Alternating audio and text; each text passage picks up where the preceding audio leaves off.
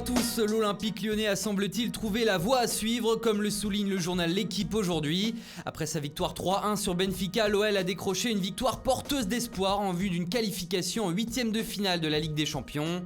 Désormais deuxième du groupe, le club de Jean-Michel Aulas est sur les bons rails, titre le quotidien local Le Progrès. En revanche, c'est fini pour Lille, l'autre club français qui jouait hier soir.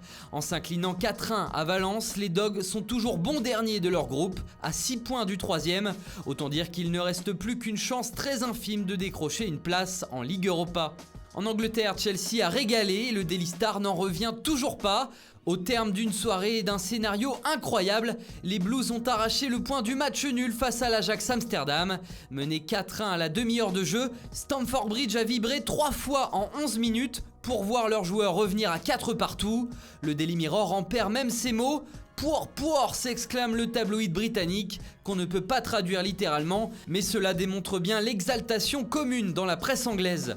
Au contraire des journaux aux Pays-Bas qui enragent fort au lendemain de ce résultat surprenant. Et pour cause, si Chelsea est parvenu à revenir dans le match, c'est parce que l'arbitre a expulsé 2 joueurs coup sur coup dans les rangs néerlandais. C'est une folie, titre le quotidien AD. Joël Veltman est coupable d'une main dans la surface et concède le penalty.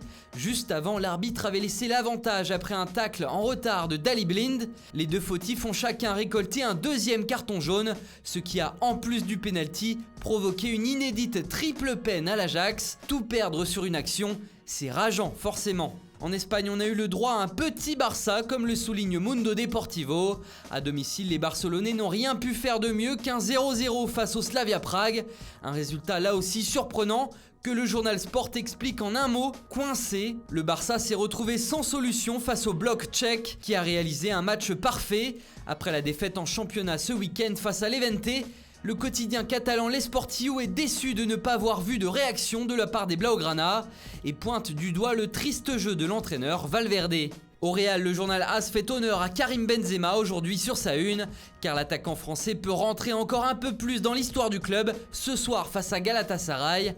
S'il marque, il égalera les 49 buts d'Alfredo Di Stefano en Coupe d'Europe avec le club madrilène, de quoi écrire sa légende à Bernabéu.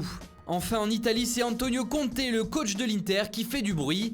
Défait à Dortmund 3-2 après avoir mené 2-0, l'entraîneur italien exprimait toute sa colère après la rencontre, déclarant notamment que des erreurs importantes ont été commises. En disant cela, il parlait clairement du dernier mercato estival, pointant donc ses dirigeants qui ne lui ont selon lui pas apporté assez de solutions pour enchaîner les rencontres. Du côté de Naples, on est également remonté contre la direction. Tenu en échec par Salzbourg 1-1, les joueurs du Napoli et l'entraîneur Carlo Ancelotti se sont rebellés contre le président Aurelio De Laurentiis qui avait ordonné une mise au vert toute la semaine.